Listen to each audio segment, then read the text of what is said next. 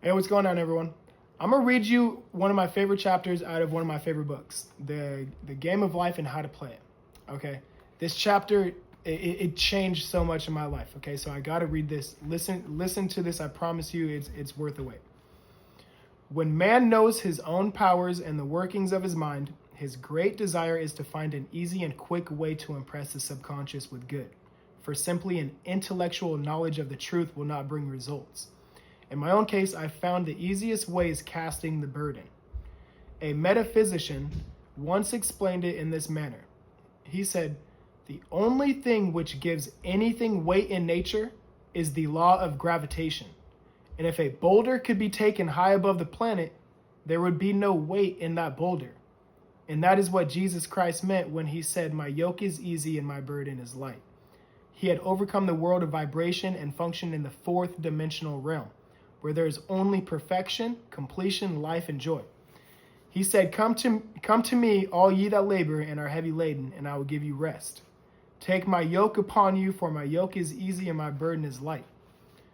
We're also told in the 55th Psalm to cast thy burden upon the Lord. Many passages in the Bible state that the battle is God's, not man. The battle is God's, not man's, and that man is always to stand still and see the salvation in the Lord. This indicates that the superconscious mind, or the Christ within, is the department which fights man's battle and relieves him of burdens. We see therefore that man violates law if he carries a burden, and a burden is an adverse thought or condition, and this thought or condition has its root in the subconscious. Do you hear this? It seems almost impossible to make any headway directing the subconscious from the conscious or reasoning mind, as the reasoning mind, the intellect, is limited in its conceptions and filled with doubts and fears. I've said it before, you're not manifesting anything with your mind. You're not doing that. Give up that battle. Give it to the subconscious mind, the Christ within. Give it all. I cast the burden of lack unto Christ, and I go on freely to have plenty. Over and over and over. She goes on to give another example later on in the chapter of a lady coming to her who was in dire need of money, or her and her kids would have nowhere to stay. So Florence told her, she basically told her this same thing: the gravitational force is only as strong as you let it be. You can raise your consciousness high enough to know that you have the awareness of already having what you need, and giving it over to the subconscious and getting the fuck out of the way. Those are the instructions. You're not supposed to carry the weight of any of these burdens. That's not man's job. That's God's battle. That's not your job. You feel frustrated because you're trying to do a job that's not yours. You're trying to, the ego is nothing but, think of a scuba diver going down in the ocean and it's got goggles on, right? The goggles are on there so that the scuba divers can see clearly. That's what this body is. This body is like those goggles. It's just a device so that we can see ourselves clearly and experience time, change, and the ever-changeless reality. That boulder represents your bank account. That boulder represents the person you're trying to bring into your life. That boulder represents the health problem you may have right now.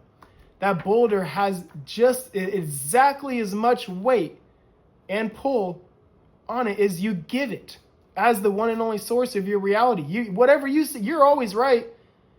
Even if it's not shit that you want, you're always right. You're just unconsciously choosing it. You're just letting the story tell the story instead of consciously stepping in and writing a new one and trusting that the Christ within has got it taken care of already.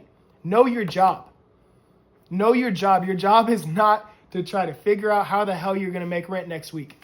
That's not your job. Your job is to know that that's the subconscious mind. That's the subconscious mind's job. That's God's job. Your job is to choose and allow, to experience and express, not be in lack and try to use this shit as a way to fill a hole within you that you're lacking. Because you can't go from lack to fulfillment ever. You have to go from fulfillment to fulfillment. There's no going from lack to fulfillment. That's not possible. God can't give you what you're not giving yourself. You've got to raise your consciousness high enough to meet God there where it's already done. You know, the kingdom of heaven it only lets in kings and queens. Right? That's why it's called the kingdom of heaven. When you're say you're tripping about your SP and you're wondering why this is not working.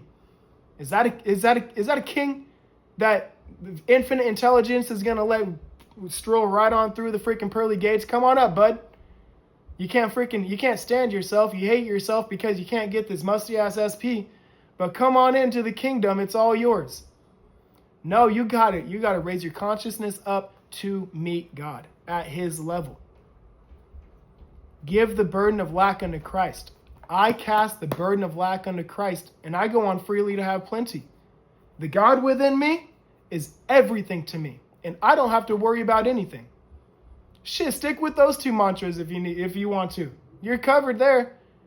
I cast the burden of lack unto Christ, and I go on freely to have plenty. It's already done. It's already done. Now I walk in that knowing. The God within me is everything to me. Everything to me. And I don't have to worry about nothing. It's not my job to worry about anything. What is my job is to know that I'm source, know that I'm taken care of, and get the fuck out of the way so that I can let God cook.